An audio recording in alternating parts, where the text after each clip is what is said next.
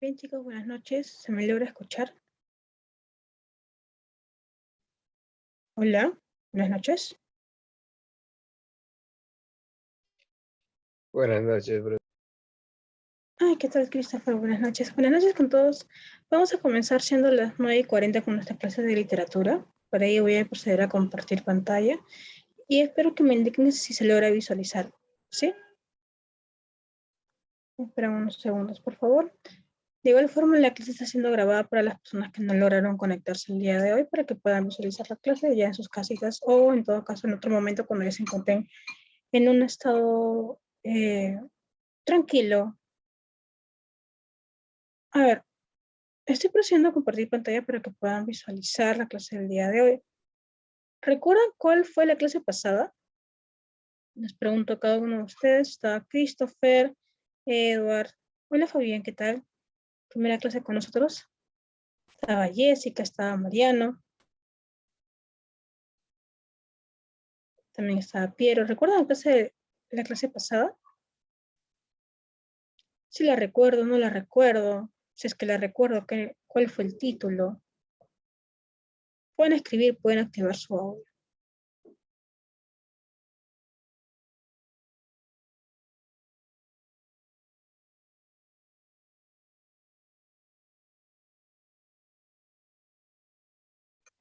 Bien, por esa carita me da a entender que no recuerdo la clase pasada. ¿Cuál fue? A ver. Romanticismo. Muy bien, Mariana, la clase pasada fue el romanticismo. En esta clase, como ustedes saben que los movimientos literarios siempre se van a llevar la contra cada vez que pasa el tiempo, es como un iPhone, ¿ya? Imagínate que sale el iPhone 11. Hasta acá todos dicen, ay, qué bonito el iPhone 11, lo aprueban, perfecto.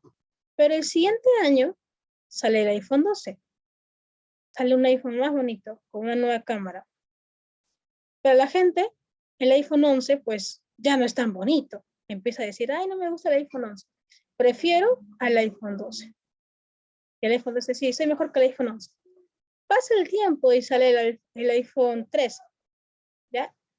Y la gente va a decir, ay, Dios mío, me enamoré del iPhone 3, es perfecto el iPhone 3. El 12, ay, el 12 estaba desactualizado, no sé, la cámara no me gustaba, no lo quiero. El 13 dice, sí, bueno, sí soy perfecto, pero ustedes saben que al pasar de los años va a salir un nuevo modelo, vamos a seguir haciendo dinero, y la gente va a estar contradiciendo el iPhone anterior. Va a estar indicando que vamos a buscar cualquier motivo para que el modelo anterior siempre sea negativo y el modelo actual siempre sea algo positivo, ¿no? Así es la literatura, así de contraproducente es la literatura. La literatura siempre va a contradecir al movimiento anterior. El movimiento actual, el movimiento que viene, siempre va a contradecir al anterior. En este caso, como estábamos hablando del romanticismo, que como primera característica viene a ser el predominio de sentimientos sobre la razón, en este caso vamos a hablar sobre el realismo. El realismo va a tener como primera característica el predominio de la razón sobre todas las cosas por encima del sentimiento. ¿Bien? La mayoría de estos movimientos literarios van a nacer en Europa. Todavía la mayoría de estos movimientos literarios, en su mayoría, como son movimientos mundiales, van a nacer en Europa. Sin embargo, más adelante vamos a comenzar con un movimiento que van a ser en Latinoamérica específicamente. Bien, pero por el momento la mayoría de estos van a nacer en Europa. Hasta el momento todos han comenzado en Europa. Vamos a comenzar con el realismo europeo. ¿Qué es el realismo europeo? Como ustedes saben que les indicaba que todo movimiento literario se le va a llamar así, por más que sea romanticismo, sea, no sé, neoclasicismo, sea literatura clásica, son movimientos literarios. Estos van a tener un corto periodo o a lo mucho van a abarcar 2, 3 ciclos, pero son cortos. A comparación de toda la historia que hemos tenido, van a ir siendo cortos, entre comillas, ¿no? 100 siglos, bueno, 100 años, disculpen, no es un periodo corto para nosotros, pero para la historia en general sí es un periodo corto. Es un movimiento literario y artístico el cual se consagró a pintar lo real sin idealizarlo. Surge en Francia a mitad del siglo XIX en contra del romanticismo. Estamos hablando de ese movimiento que se contraponía al anterior, ¿no? En este caso, va a tener como principal característica ser un movimiento que esté en contra del romanticismo y aparte va a ser eh, ese movimiento que va a identificar lo real, 100% real, sin idealizarlo, es decir, las calles como son, el sentimiento como es, no es que intente romantizar una muerte, no es que intente intentar eh, buscar algo positivo de las peleas, no, va a intentar buscar las cosas como son. En el movimiento pasado hablábamos de la muerte por amor, ¿no? Como una persona se suicidaba por amor hacia otra persona. Y hasta cierto punto llegamos a idealizar, o los lectores llegaron a idealizar esas muertes, hasta el punto de copiarlos, o en todo caso seguir el accionar del protagonista. Sin embargo, el realismo no va a ser así. Va a ver la muerte como un simple paso para dejar de vivir.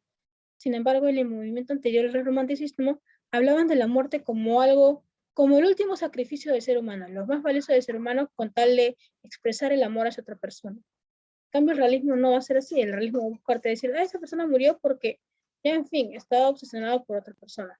No es que intente idealizar algo negativo. Bien, hasta acá todo claro, ¿cierto? Vamos a proceder a borrar. Primera información del realismo que se contrapone al romanticismo en el siglo XIX y en este caso en el enfoque de los pintores en el arte expresado mediante la pintura va a ser reflejar la realidad tal como es sin idealizarla. ¿Bien? A ver, características, verosimilitud u objetividad realista. El escritor va a buscar a través de sus novelas reflejar la realidad de muchas personas de su época.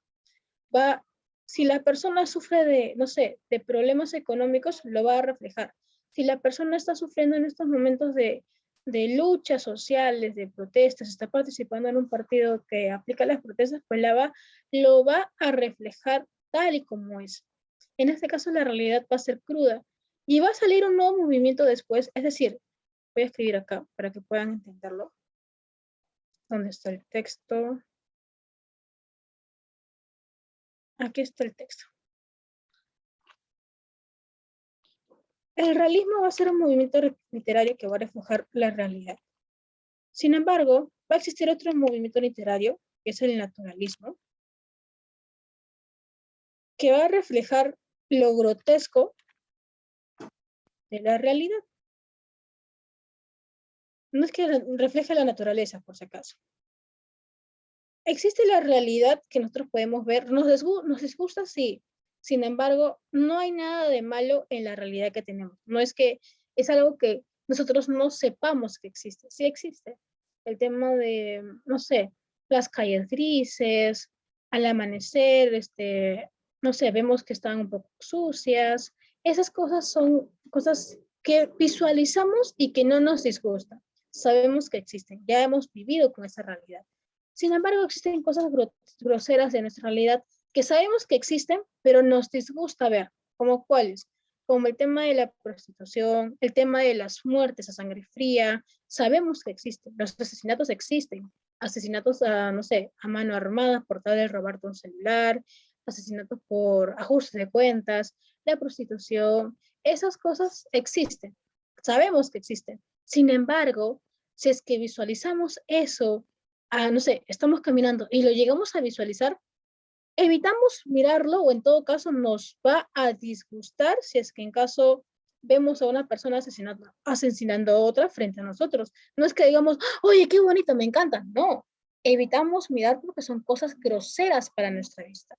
Es una realidad grosera hasta cierto punto, pero es existente. Igual la prostitución, igual, no sé, el maltrato infantil, la explotación infantil. Sabemos que existe, pero son cosas que hasta cierto punto llega a ser algo grotesco para ver. No grosero, sino grotesco para ver. ¿Bien? A ver, el escritor va a buscar a través de su novela reflejar la realidad de muchas personas de su época. Hasta acá se logra entender. Predominio de la razón sobre los sentimientos, a comparación del romanticismo, que era el sentimiento sobre la razón, lo que viene a ser el realismo va a dominar lo que viene a ser el predominio de la razón sobre el sentimiento. Acá ya va a cambiar, ya no va a ser el sentimiento sobre la razón, sino la razón sobre el sentimiento. La mayoría de los protagonistas de las obras ya no son arrastrados por sus pasiones. Ya no es como que, ah, yo te amo, soy capaz de morir por ti y me muero. No, ya va a ser netamente una persona más cuerda en ese aspecto, sino por la necesidad. Una necesidad, por ejemplo, una necesidad material, afectiva, etcétera. No es capaz de dejarse llevar por las pasiones. Va a ser una persona más cuerda y va a decir, ya, yo soy capaz de, por ejemplo, ¿no? Vamos a poner este ejemplo.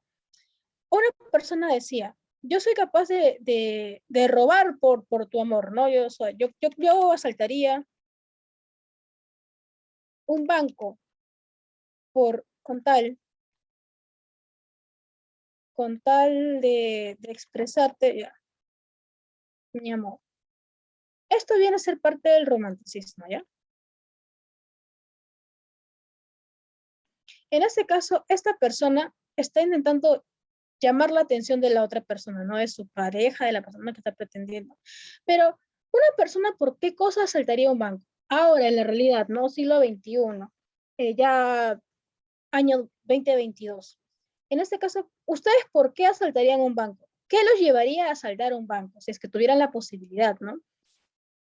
¿Qué los llevaría a ustedes a decir, ya, necesito asaltar el banco, sí o sí, porque es la única solución para algo? Yo le pregunto, no sé, a Mariano, Mariano, ¿a ti qué causa te llevaría a ti a asaltar un banco? Varias razones, Ya, pero dime una, pues. no sé, digamos que, por ejemplo, un familiar tuyo muy cercano esté en el peor momento de su vida y tú quieres apoyarlo y no tienes ese dinero. Ah, Eso ok. puede ser uno. Otro puede ser que, digamos, estás en la nada, no sirves para hacer nada, y la única manera por la cual crees tú que puedes ver ese dinero es haciendo eso. En este, Mm, ya, la siguiente, ya que me dijiste varias, van dos. etcétera, etcétera, etcétera, Ok, etcétera, etcétera, etcétera. Pero en su mayoría sería la necesidad económica. Bien, creo que la mayoría de las personas que llegan a ese punto de asaltar un banco es por necesidad económica, ya sea porque trabajan en ese banco durante años, se dan cuenta que el banco gana bastante dinero, pero ellos ganan un salario reducido, ellos trabajan más horas y aún así el banco no les llega a considerar, o como decía Mariana, no tenemos un familiar mal que necesita el apoyo, pero, nosotros no tenemos los medios económicos para poder ayudarlo por más que queramos hacerlo. En este caso, ya en la frase no sería, yo saltaría un banco con tal de expresarte mi amor. No sería eso, sino yo asaltaría un banco, yo asaltaría un banco por necesidad económica. Pocas palabras.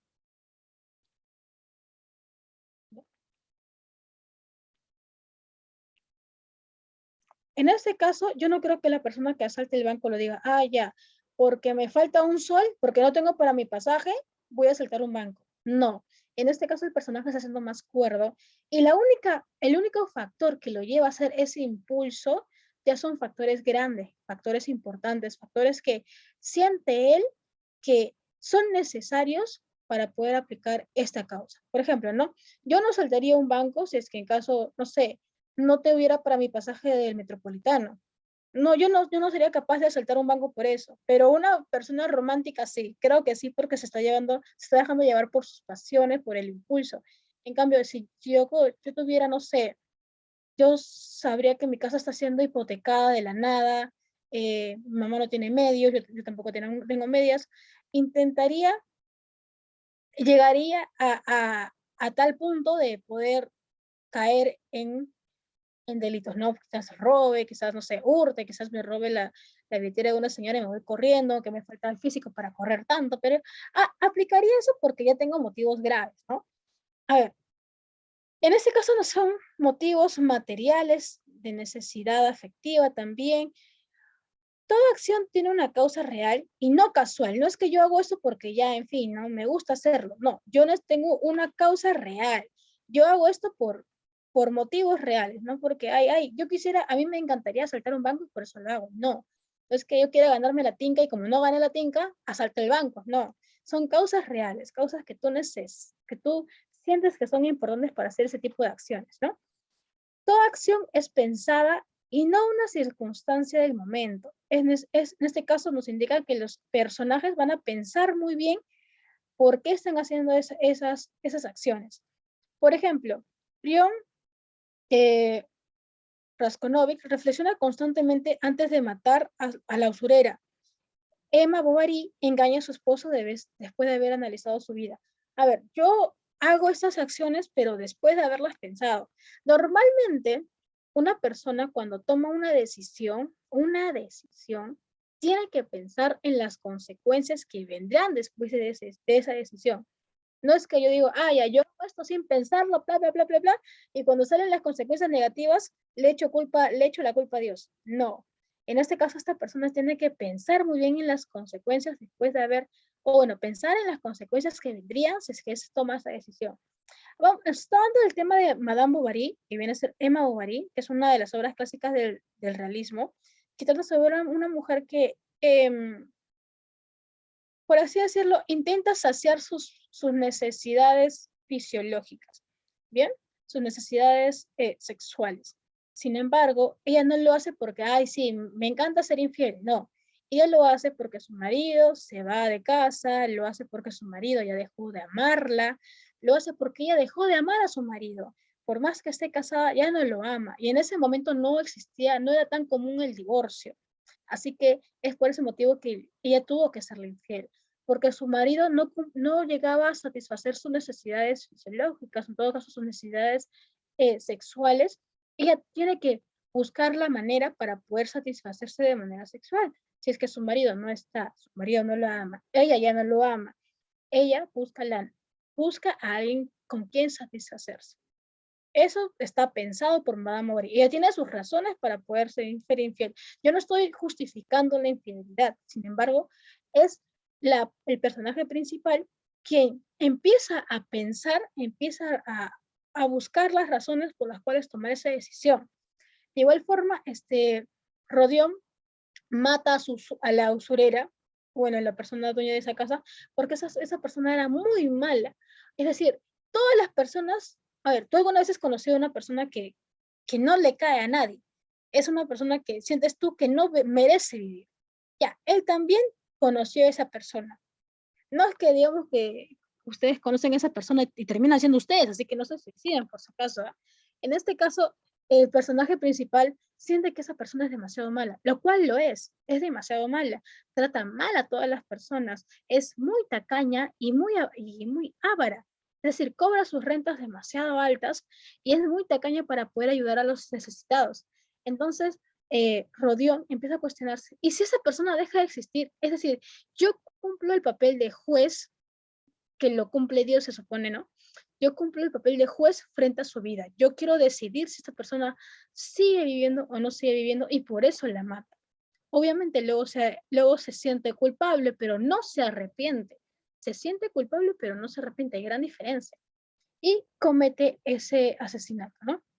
A ver, capacidad de observación. Se emplean descripciones detalladas a través de las cuales se reconstruyen ambientes reales y los rasgos físicos y psicológicos del personaje.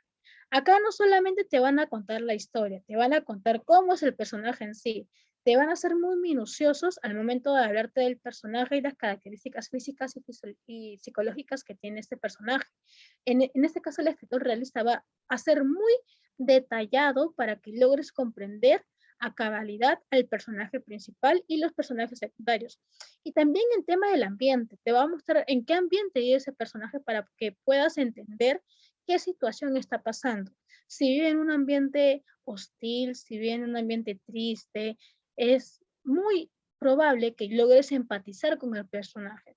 Si ves que el personaje vive en un cuartito alquilado, así todo cochino, con ratas, las paredes se están cayendo, se están carcomiendo por la humedad, ves al personaje aproximadamente de 65 años y te dice que ese personaje tiene, no sé, tiene 2 hijas y esas 2 hijas nunca lo quisieron, te das a empatía con el personaje, como que, wow, ¿qué tuvo que pasar con el personaje principal para que llegara a vivir solito en ese cuarto tan feo, para que tenga esa edad y vivir una vejez fuera de sus hijas, algo así. Te da ese detalle para que logres empatizar al 100% con el personaje. También permite realizar un cuidadoso análisis de las costumbres. ¿Qué costumbres existían en esa época y dependiendo del país? El realismo, si bien es cierto, nace en Francia, se aplica en todos los países y llega con un desfase de 100 años a lo que viene a ser América. Es decir, si si el realismo surge en el siglo XVIII, si el realismo surge en el siglo XVIII, no, siglo XIX, el realismo surge en el siglo XIX en Europa, por así decirlo, Europa, Francia, va a llegar en el siglo XX, aproximadamente en los años 1900, a América, específicamente a mediados del siglo XX en Perú. Sí, perdón, en Perú. Este realismo va a ser muy, bueno, los movimientos literarios nacidos en Europa van a llegar con mucho desfase, con 100 años de diferencia, a América y a Perú, específicamente a Perú. Nos estamos enfocando en Perú. Vamos a continuar. A ver, recibe influencia, no, critica a la moral burguesa. Se muestra y reprocha la doble moral y las apariencias. En este caso ya no estamos con la aristocracia viene a ser esa clase alta que estaba enfocada en lo que viene a ser un papel hablado sobre la nobleza. Acá la burguesía va a reemplazar a la aristocracia. La burguesía viene a ser esa clase media en un pasado que luego logra surgir a clase alta. Vienen a ser esas personas que mediante mercadeo, mediante trabajo enfocado en los negocios, llega a ascender y llegar a clase alta. Y sin embargo, estos eran pobladores comunes y corrientes, pero al momento de llegar a clase alta, su perspectiva de la vida cambia y ya empiezan a rechazar que en algún momento fueron pobladores comunes y corrientes. Es como decir, ¿no? Cuando dicen, esa persona es muy alzada, nació en un barrio y ahora cree que es de La Molina, por ejemplo, ¿no? Ella nació en Ate y cree que es de La Molina, ¿no? Porque ya gana dinero. No es así. Bueno, en este caso sí es así con los burgueses. Ellos en un momento, los burgueses en un momento llegaron a ser simples pobladores que, a ver, simples pobladores de negocio que en algún momento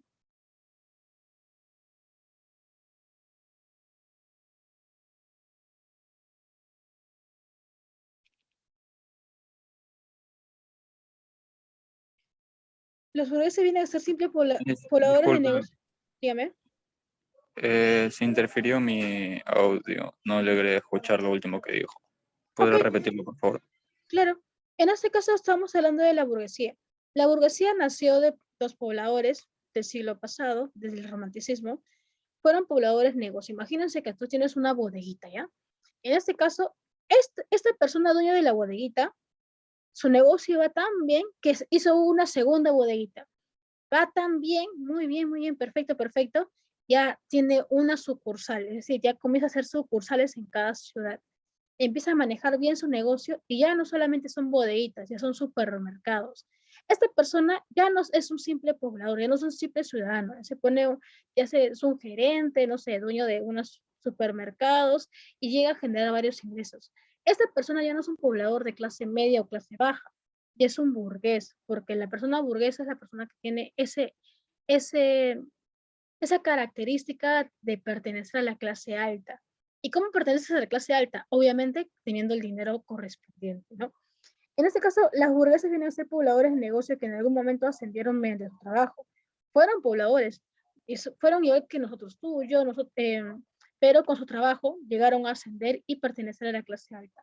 Al momento de que pertenecen a la clase alta, intentan negar sus orígenes, intentan negar que fueron pobladores comunes y corrientes y que por un tema de suerte o simplemente trabajando de manera honrada y chévere, todo bacán, ascendieron, pero ellos siempre intentan negar eso, intentan tener una doble moral, una doble cara, ¿no? Intentan fingir algo que no son. intenta decir, ay, no, yo soy primo de la condesa de tal. No, fuiste un poblador y por eso ascendiste trabajando, por lo cual está bien.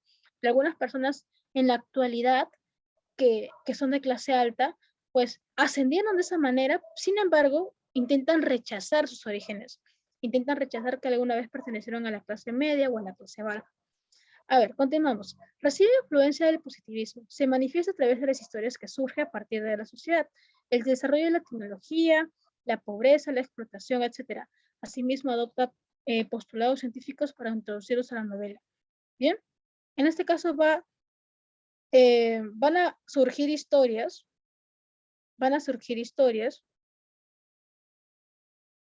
surgen historias a partir de la sociedad. ¿Qué se muestra en la sociedad? Se muestra el desarrollo de la tecnología, en la sociedad se va a mostrar la pobreza, la explotación, tanto hacia personas naturales como infantiles, etc. Este positivismo, no solamente el positivismo es mostrar las cosas tal y como son, sin embargo, no ser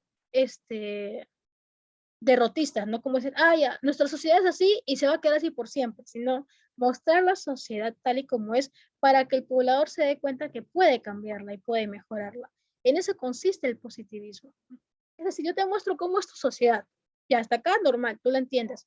Pero mi función, mi trabajo será que yo te muestre esa sociedad para que tú logres recapacitar y decirme, ah, profesora, está bien, la sociedad es así, sin embargo, yo quizás pueda hacer algo para cambiarla. Sin embargo, yo, o no sé, podemos cambiarla de acá a unos 5 años. No necesariamente tener ese, ese pensamiento pesimista de que la sociedad nunca va a cambiar, sino tener un pensamiento positivo de que quizás de acá a 5 años, 10 años o 15 podemos cambiar la sociedad a mejor, ¿no? Para mejor, no para peor, por si acaso. Bien, dicho esto, continuamos con las características. Voy a proceder a borrar todo para que... Ya. Y vamos a continuar. Bien. Características que se están aplicando uno por uno. En este caso tenemos una imagen en referencia a lo que viene a ser pinturas realistas y vamos a continuar con los representantes rusos del realismo. Tenemos a Dostoyevsky, a Chekhov, a Gogol y a Tolstoy. Estos van a representar la narrativa realista. Normalmente el realismo se va a aplicar en la narrativa, en las obras cuentos, novelas, etcétera. Bien, las obras principales de Fyodor Dostoyevsky vienen a ser Crimen y Castigo y Los Hermanos Karamazov. De Anton Chekhov viene a ser El Jardín de los Cerezos y El Tío Vanya. De Gogol viene a ser Taras Bulba y Almas Muertas. De León Tolstoy viene a ser una característica principal de su realismo, que es un realismo crítico y subjetivo, donde tenemos a este escritor con mayor producción literaria como La Guerra y la Paz, sonatas de Kreutzer, Los Cosacos, La muerte de Iván Ilich, La resurrección, relatos de Sebastopol y Ana Karenina. Ana Karenina viene a ser un relato de una infidelidad de la protagonista y las consecuencias de sus actos que la conducen al suicidio. En este caso también las consecuencias no van a ser no solamente positivas.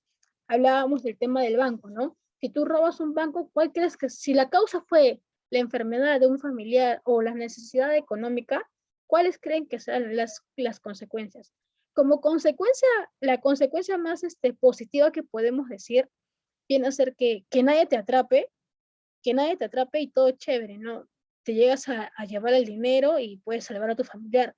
Como consecuencia negativa puede ser que te atrapen y aparte que te atrapen, quizás llegues a morir al momento de que te intentan atrapar, porque los policías, si es que estás armado o estás golpeando con un arma, pues van a tener el permiso de dispararte. Bien, en este caso lo positivo es que salgas ileso y no pase nada, y lo negativo es que te atrapen, no llegues a salvar a tu familiar y mueras en el intento, ¿no? Vamos a continuar. Ay, perdón. Vamos a continuar. Tenemos un pequeño resumen de Dostoyevsky, que viene a ser, estudió en la Escuela de Ingenieros Militares de San Petersburgo, pero esto no le impidió que se apasionara por la literatura y empezara a escribir. Al publicar Pobres Gentes, alcanzó gran fama y solo tenía 24 años. En 1849 forma parte de un grupo intelectual liberal llamado el Círculo de Petrashevich. Acusado de conspirar con el zar Nicolás I, fue condenado a muerte, pero se le comulga la pena por 5 años de trabajos forzados en Siberia. Al publicar Crímenes y Castigo, y el jugador recupera la fama que había perdido en su momento, ¿no? Tenemos una imagen de Fyodor Dostoyevsky y vamos a hablar sobre las características de su obra principal, que es Crimen y Castigo. La característica de Fyodor Dostoyevsky, primera característica, viene a ser que es el maestro de las novelas psicológicas rusas. Empieza a enfocarse en la psicología del escritor y es lo que te muestra de manera detallada para que tú logres empatizar con él. Muestra una preocupación moral y religiosa. No solamente va a mostrar una sociedad cruel, sino también la moral de la sociedad, ¿no? Cómo se está comportando, quizás de manera indiferente, quizás de manera positiva. Va a mostrar toda la realidad social, psicológica de la sociedad. En este caso, enfoquémonos en Lima, ¿no? ¿Cómo es Lima? Lima es cruel, los pobladores de Lima son crueles, son trabajadores, se esmeran demasiado, pero en ese esmero de trabajo son muy indiferentes ante su propia sociedad, se centran solamente en el trabajo que ellos están realizando de manera individual y se alejan de lo que viene a ser las necesidades sociales que tienen. Por ejemplo, ¿no? Se esfuerzan netamente en su trabajo y así es de manera constante y diaria. Todos los días trabajan para poder ganarse el pan de cada día. Sin embargo, es en ese trabajo y en ese sacrificio diario que se logran olvidar de cuáles son las necesidades que no solamente tienen ellos de manera como individuos, sino como sociedad.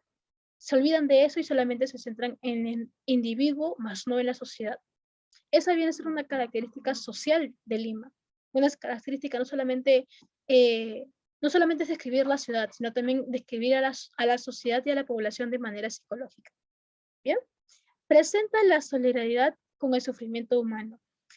En sus novelas plasma sucesos autobiográficos. La mayoría de los autores a partir de este momento va a mostrar parte de su biografía mediante sus obras. Es casi seguro que la mayoría de los autores van a intentar basarse en una experiencia que tuvieron de jóvenes, de chicos, o que vivieron durante ese proceso en sus obras. ¿Bien? Describe la profundidad psicológica de sus personajes, lo que ya habíamos mencionado antes, plantea ideas transgresoras, presenta la tensión dramática de la acción, empleo de suspenso. Va a empezar a hablar sobre el tema de suspenso para el personaje, quizás tomar una decisión difícil va a causar en el lector un suspenso, si cometerá esa acción, si no la cometerá, si llegará a tener consecuencias positivas o negativas, esas son parte de suspenso. Da importancia al diálogo. Muestra un realismo enternecedor y con fe en el hombre. ¿Qué cosa quiere ser fe? Esperanza en el hombre, de que ese hombre puede cambiar. Y no solamente es el hombre, sino la propia sociedad que puede cambiar. Tiene fe en la sociedad. Y vamos a continuar. Obras. Pobres Gentes, primera obra, describe 2 barrios habitados por la burguesía, por la burocracia pobre de la capital. Memorias de la Casa Muerta, detalla las impresiones del encierro, al momento que fue encarcelado. Humillados y ofendidos, expresa la soledad del hombre. El jugador. Dostoyevsky reconoce su pasión por la ruleta, el tema de los vicios, no por el juego. Los endemoniados y los poseídos, basada en el juicio contra Sergei Chevaev. No, disculpen, Nechaev. A ver, los hermanos Karamazov explota la decadencia de una familia a partir de un parricidio. Y la obra cúspide viene a ser Crimen y Castigo. Características estructurales de esta obra, que pertenece al género narrativo, especie novela psicológica, está estructurada en 6 partes y un epílogo, uso del narrador omnisciente, es el narrador Dios. Cuando ustedes escuchen la palabra omnisciente en literatura, tengan en consideración esto, por favor. Viene a ser ese narrador Dios. Es el narrador que sabe lo que va a pasar, sin embargo, sabe cómo se encuentra el personaje, sabe cuáles son los defectos, virtudes y el tema de qué es lo que va a suceder. Sin embargo, no te está spoileando la novela. Él es el narrador que todo lo sabe, todo lo ve, todo lo mira, todo lo siente. Sin embargo, va a tomarse su momento para poder relatarte la obra para que no puedas sentirte spoileado. ¿Bien? Los hechos se narran de manera lineal. ¿Qué cosa quiere decir de manera lineal? Que va siempre en las obras van a surgir dos puntos. La manera lineal y la manera alineal. La manera lineal viene a ser lo típico de inicio, nudo, inicio, quizás un problema y termina con el final, ¿no? Quizás final feliz o triste para el personaje. Pero va a ser así, es como una vida, ¿no? Primero tienes una infancia, luego una adultez, luego una vejez, al final tu muerte. Esa viene a ser una manera lineal de narrar las cosas. Pero va a venir un tema alineal. ¿Qué es el tema alineal? Que no va a comenzar con un inicio, puede comenzarte hablando sobre el final de la obra, luego te va a hablar sobre el inicio, no, sobre el problema por el cual llegaron al final de la obra y al final te va a contar, al finalizar te va a contar el inicio del personaje, cómo nació, todo eso. Va a depender del autor cómo jugar con el tema del tiempo. Sin embargo, esta obra del crimen y castigo va a tener una manera lineal, cosa que quiere decir que va a hablar sobre primero esto, luego sucedió esto, tercero esto y al final pasó esto. En cambio, la lineal es primero sucedió el número 4, luego sucedió el número 1, luego el número 2, luego el número 3. Así sucesivamente. Bien, tengamos en consideración el tema de la narración lineal y alineal, que es en referencia al tiempo y espacio en los cuales se narran las cosas. Vamos a borrar todo y vamos a continuar. A ver, crimen y castigo. Introduce elementos oníricos. Las pesadillas de Rodió. Representa varias historias secundarias. Aparte de la historia principal, tenemos la historia de Marveladov, Sonia y etcétera. ¿Ya? Aparte, es así como una típica novela, ¿no? Tú sabes la historia del personaje principal, pero algunas veces te cuentan la historia del personaje secundario o del ama de llaves, de la sirvienta, de la prima de la amiga, de la novia que se está casando, que no sabes por qué se está casando, pero esos son historias secundarias para que tú puedas entender el contexto. La estructura interna de la novela es de tipo policial. Crimen, investigación y juicio. Los ambientes son míseros, es decir, que estaba hablando de un ambiente donde existe la miseria, aparte de que la sociedad está pasando por una etapa de revolución, hay problemas económicos, la sociedad no apoya, te muestra ambientes que son tristes, quizás el clima tampoco ayuda. Cuando hablamos de ambientes míseros, yo me imagino normalmente el clima nublado, lluvioso, no veo un día soleado, ¿no? Porque no lo relaciono con la miseria. La mayoría de los personajes son redondos y alegóricos.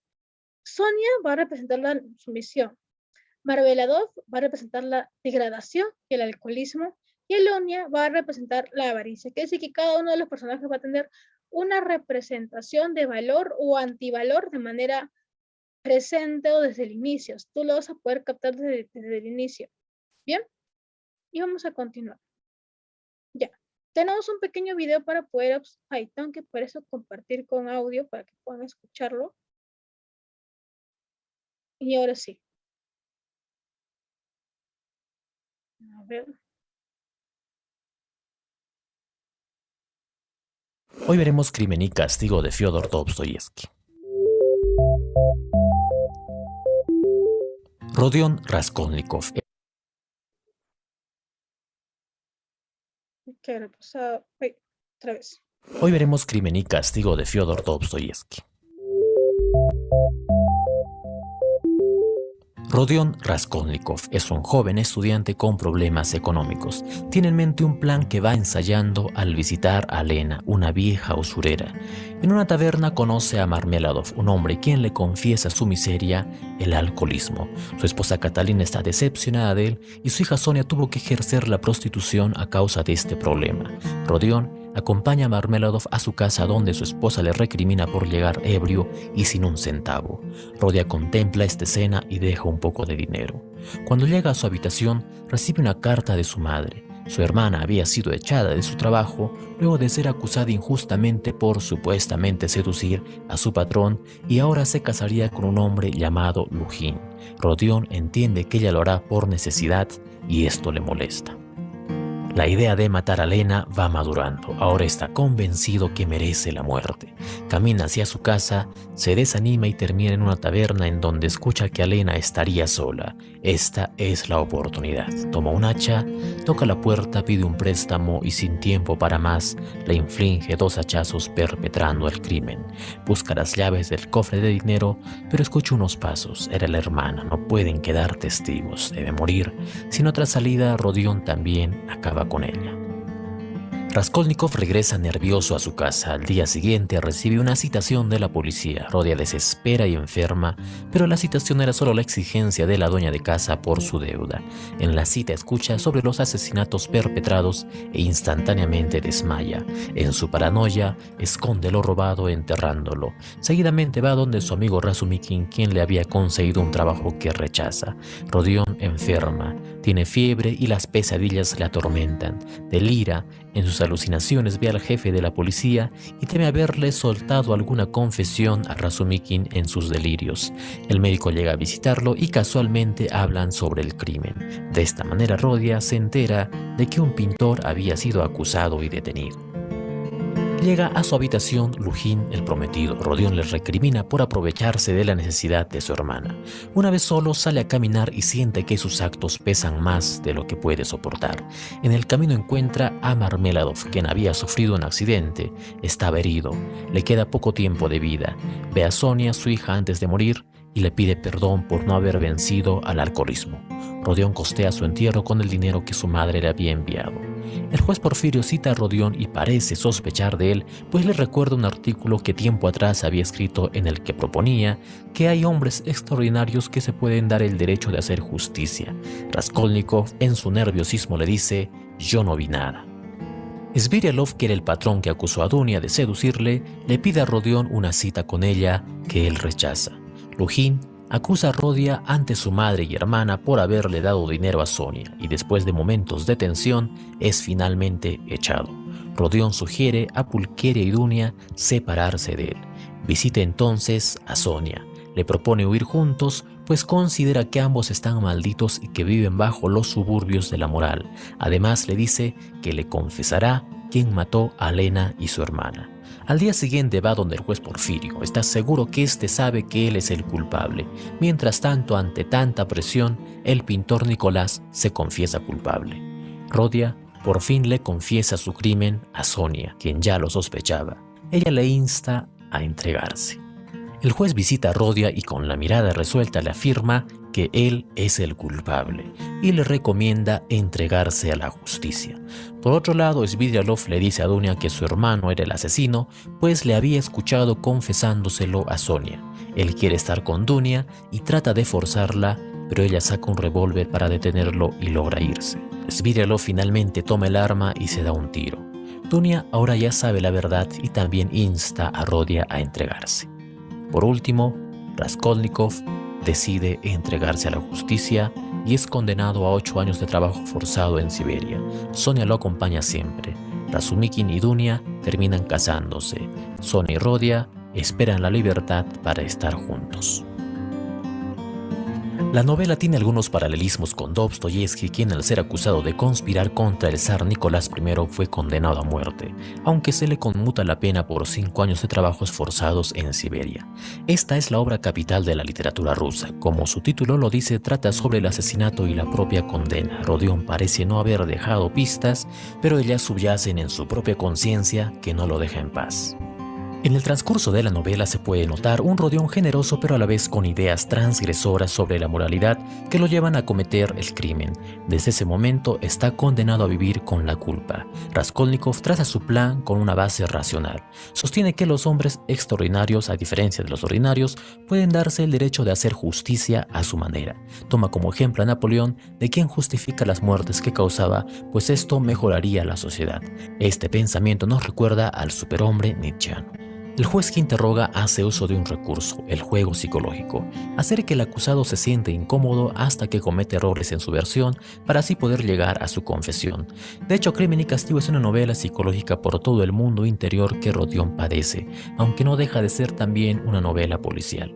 Además de plantear la culpa como tema, Crimen y Castigo presenta varias historias secundarias a través de sus personajes como el alcohólico Marmeladov y su redención antes de su muerte, o Sonia, la prostituta sumisa cuya fe en Dios le da más valor moral que varios personajes. Dostoyevsky esboza en su novela algunas referencias al cristianismo mediante la Biblia. La obra termina con la confesión, que es la liberación de la culpa y del sufrimiento, porque solo la confesión y la ejecución de la justicia devuelven a Rodión a la sociedad de la que es parte.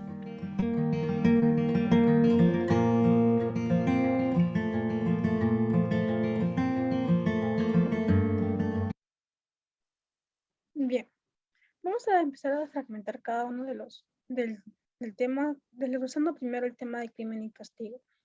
En este caso tenemos como título algo muy específico, no tiene tanta interpretación, porque si leemos el título decimos, habla sobre un crimen y va a tener un castigo. Toda, toda acción, sea negativa, positiva, va a tener una consecuencia. Bien, en este caso también vamos a ver que Dostoyevsky va a expresar parte de su biografía en esta obra. El tema de cometer un delito, en pocas palabras, pero para Dostoyevsky se va a relacionar con el tema de que lo acusaron por intentar eh, conspirar contra el zar Nicolás I, y cómo este es condenado a un castigo, ¿no? Él también fue condenado a un castigo. Esta obra fue publicada después de el tiempo que él estuvo en trabajos forzosos en Siberia. Esta obra se publica después, ya después de la caída del zar también, cuando ya no tiene tanta culpa con el tema de la conspiración contra el zar. Se había dado a entender que, en pocas palabras, Dostoyevsky no había participado de esa conspiración. Sin embargo, él toma esta obra también para empezar a expresar su punto de vista en tema de su culpabilidad o no, y él intenta demostrar su inocencia mediante esta obra. Bien, sin embargo, acá vemos el tema de Rodión, que intenta aplicarse en tema de ser juez frente, o bueno, ser Dios frente al tema de una vida, ¿no? Asesinar a una persona por el tema de que siente que no merece vivir. Sin embargo, también automáticamente, al momento de asesinar a la señora, también asesina a la hermana, ¿no? Porque indica que no debe haber testigos. Automáticamente en ese segundo asesinato ya no cumple el papel de Dios, porque no está siendo justo con la hermana de la señora. Está siendo una persona, acá ya está siendo muy serena, por así decirlo, y muy fría, porque solamente por ser un testigo ya lo está asesinando. No estamos diciendo que se está dejando llevar por las pasiones, sino está dejándose llevar por el tema meticuloso de su plan. Es decir, si robamos un banco, estamos siendo meticulosos y serios porque estamos robándolo por necesidad económica. Sin embargo, si tenemos la oportunidad de robar otro banco que está al costado, pues lo vamos a hacer porque tenemos los medios. O sea, si ya tenemos todas las herramientas para robar un banco y el otro banco también está desprotegido, pues lo vamos a hacer. Siento yo que estamos aprovechando la oportunidad. Y acá también Rodión hace un segundo asesinato porque está aprovechando el tema de que no hayan testigos, que no hayan personas que piensen tan siquiera que él ha asesinado a la señora. ¿Bien? Pero ya está perdiendo el tema de ser juez y verdugo de una persona. Ya perdió el tema, o sea, ya aplicó su filosofía de ser juez y verdugo, pero en el segundo asesinato ya pierde ese papel. Solamente empieza a enfocarse en su táctica, ¿no? A ver, Comenzamos con las preguntas en relación a literatura, ¿sí? Primera pregunta, ¿cuáles son las principales características de la novela realista? A, perspectiva costumbrista, escenas fantásticas y romanticismo. B, crítica social, personajes bien definidos y verosimilidad. C, trama compleja, instrucciones del autor y defensa de la burguesía. D, narrador omnisciente, disgresores morales y final feliz. E, personajes románticos, corta extensión y anticlericalismo. B. La alternativa me decía, Mariano, creo. B. La alternativa B. Vamos a ir descartando los anteriores porque primero tenemos que decir por qué estamos descartando los anteriores. Perspectivas costumbristas, escenas fantásticas y romanticismo. El realismo está en contra del romanticismo, por ese motivo que se está descartando esta característica. Trama compleja, instrucciones del autor y defensa de la burguesía. No, el realismo critica a la burguesía. Narrador omnisciente, discusiones morales y final feliz, pues no todos los finales son felices. Personajes románticos, desde el comienzo ya estamos negando todo eso. Corta excisión. Y acá tenemos crítica social, personajes bien definidos tanto de manera física y psicológica y verosimilitud porque intenta reflejar la realidad. Bien, puede ser el motivo que la alternativa correcta es la alternativa B. Tenemos acá como novela realista y tenemos la respuesta acá, que es la alternativa B. Vamos a continuar. A ver. La especie literaria que se consagra es, entre las cuales destaca, ya. La especie literaria que se consagra es... D. Muy bien, Mariano. Está participando bien. Creo que el tema, no hablamos del ensayo, pero Naná es una obra naturalista que también habla sobre los puntos grotescos que les decía. Si es que intentan ver un tema de la Europa que todos intentaban tapar, intenten leer la obra Naná. Pero la obra Naná no es una obra ensayista, sino es una obra narrativa. El cuento, Eugenia Grandet, viene a ser una obra también narrativa. La mayoría son novelas extensas, no son parte del dramático ni la poesía. Por eso que la especie literaria que se consagra es la novela, entre las cuales destaca Madame Bovary, de las cuales habíamos hablado. Bien, vamos a continuar con Madame Bovary y la respuesta D. ¿Cuál es la 2? Pues no hay 2, eso no hay 3, así estaba el PPT, perdón. La 1 es la 1 es la B y la 2 es la D. ¿Bien?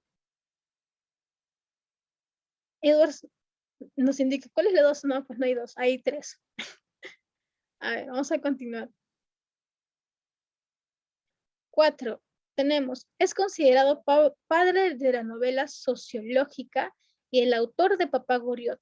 Nos referimos a, eso está fácil, bueno, no estaba mencionado en las PPTs, pero es parte de literatura, bueno, conocimiento universal, ¿no?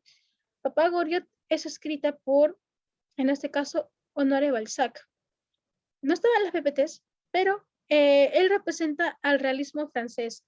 Estábamos hablando solamente del realismo ruso, pero Tolstoy es ruso, Stendhal es también Stendhal también es francés, Gustave Flaubert también francés, Alejandro Dumas es español, y Honoré Balzac viene a ser parte del realismo francés. Es escritor de Papá Goriot y también padre de la novela realista sociológica. Bien, en este caso es Honoré Balzac. También buena obra, por si acaso. Excelente obra, la obra Papá Goriot. Habla sobre un padre que intenta dar todas sus hijas. Ahí el tema del personaje desmedido que sí hace cosas por pasión, por amor a sus hijas, pero es mal compensado a lo largo de los años, porque las hijas se vuelven unas hijas frías, enfocadas netamente en el dinero, se casan con personas burguesas, llegan a ser parte de la clase alta y tienen vergüenza de su padre. Es como decir, imagínense que vieran a ustedes a una persona avergonzándose de su padre. No se parece a Escobar, bueno, sí se parece a Escobar, pero Él sí escribe, perfecto. Tiene una obra llamada La comedia humana que tiene aproximadamente 1000 personajes, en los cuales están incluidos los de Papá Goriot. Imagínense, ustedes tienen unos hijos, o bueno, tienen hijos y esos hijos a lo largo de los años se terminan primero aprovechando del dinero que tú creaste, segundo, negándote como padre y tercero, avergonzándose de ti. Bien, en este caso, a ver un momentito, por favor. En este caso, va a mostrar la realidad de un amor desmedido de un padre y las consecuencias negativas por parte de las hijas. Las hijas van a avergonzarse, la van a ver como un vagabundo, no la van a ver como un papá. Van a fingir frente a él que sí lo quieren, pero frente a la sociedad van a negarse o van a negar que alguna vez fueron hijas de ese señor. Y es muy, muy triste la obra, porque va a mostrar realidades que en la actualidad siguen sucediendo. El tema de ver a padres abandonados por sus hijos, o el tema de que los hijos por no tener tiempo, tener trabajo, intenten eh, ignorar a sus papás, no visitarlos, cosas que sí suceden. Y quizás alguno de ustedes lo ha vivido o lo ha observado. Bien, vamos a continuar. A ver. ¿Qué enunciado es ajeno a la novela de Dostoyevsky? Voy a borrar las X, ya. ¿Presenta elementos autobiográficos? Pues sí sabemos que sí los presenta. En la obra Crimen y Castigo los está presentando. ¿Muestra un carácter existencialista en sus personajes? Sí los muestra. ¿Desarrolla un profundo análisis espiritual y psicológico? También lo hace. ¿Hay una predilección por los escenarios y personajes urbanos? Es el máximo representante de la novela sociológica. Pues ya hablamos en el PPT anterior que el máximo representante de la novela sociológica es Honoré Balzac. Bien, es por ese motivo que por descarte, la alternativa a marcar, la alternativa que tenemos que marcar sí o sí es la alternativa E, porque todas cumplen, excepto la afirmación de que es el representante de la novela sociológica, porque ya lo vimos en la PPT anterior. Continuamos. Elija las afirmaciones correctas con relación a crimen y castigo. Bien, tenemos, posee la estructura de la novela policíaca, pues sí. Las descripciones son detalladas, pues también. El relato es lineal y el narrador omnisciente, perfecto. Introduce elementos oníricos. También. En este caso, la mayoría de estos, o bueno, todos, son parte de la novela de Dostoyevsky, en el tema de crimen y castigo. Es por ese motivo que tenemos que marcar la alternativa A. Siempre va a tener una estructura de novela policíaca, porque hablábamos de un tema de un crimen. Las descripciones son detalladas porque el simple hecho de ser realista ya se está detallando todas las descripciones, tanto la descripción física del personaje como psicológica. El relato es lineal, el narrador omnisciente, como se está explicando también, y introduce temas oníricos. Cada uno de los personajes va a representar un valor o un antivalor. ¿Dónde se contextualiza la obra Crimen y Castigo? ¿Dónde se contextualiza? ¿En qué lugar aparece la obra Crimen y Castigo? ¿Me podrían decir, por favor?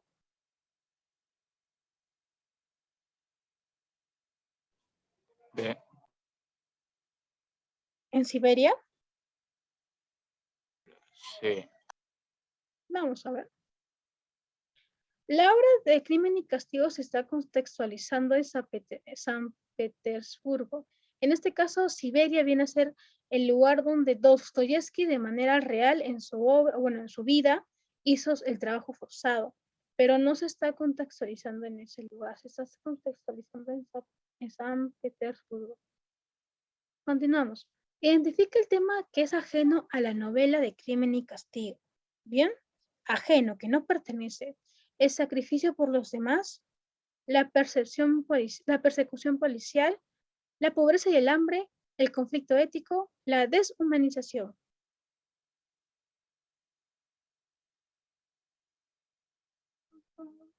A ver, tenemos una imagen de referencia. En este caso viene a ser la alternativa E, la que no pertenece. ¿Bien? ¿Por qué, profesora? ¿Por qué? Les voy a explicar uno por uno rapidito. En este caso, el personaje no solamente va a hablar o va a hacer las acciones por sí mismo, va a pensar en los demás. ¿Bien? Habla sobre un tema policial, el tema del crimen, y está esperando su castigo también, lo cual sí sucede. Habla sobre la pobreza y el hambre, en el cual también él llega a odiar a la señora a la cual mató. El conflicto ético, si entregarse a la justicia o no entregarse. Los personajes que interfieren para que él se entregue y llegue a confesar su crimen. La deshumanización viene a ser esa característica que tiene el ser humano, bueno, solamente el ser humano, de deshumanizarse. ¿En qué consiste deshumanizarse? En dejar de tener empatía, dejar de tener ese interés por los demás y solamente enfocarse en un trabajo, enfocarse en un hábito que no te produce nada o no ayuda a nada a tu sociedad. En eso consiste la deshumanización. Pero esto no viene a ser una característica del personaje o de la obra. Es por eso que estamos marcando la alternativa E. Bien, vamos a borrar todos los dibujos y continuamos. A ver. En Crimen y Castigo, Sonia le pide a Rodión para que éste se libere de sus tormentos morales que, le dice, mate a la usurera, huya a San Petersburgo, se entrega a la policía, esconda las pruebas del crimen o asesina al inspector.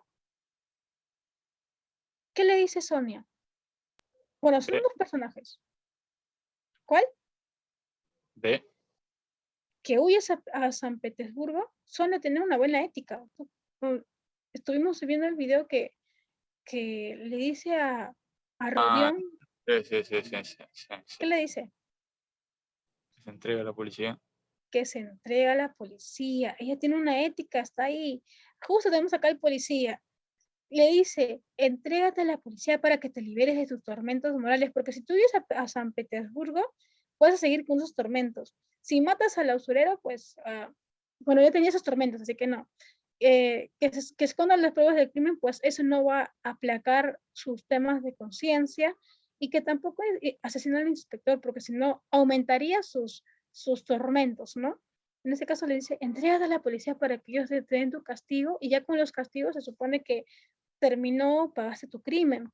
Es por eso que termina en la alternativa C, que se entrega a la policía, por favor, le ruega.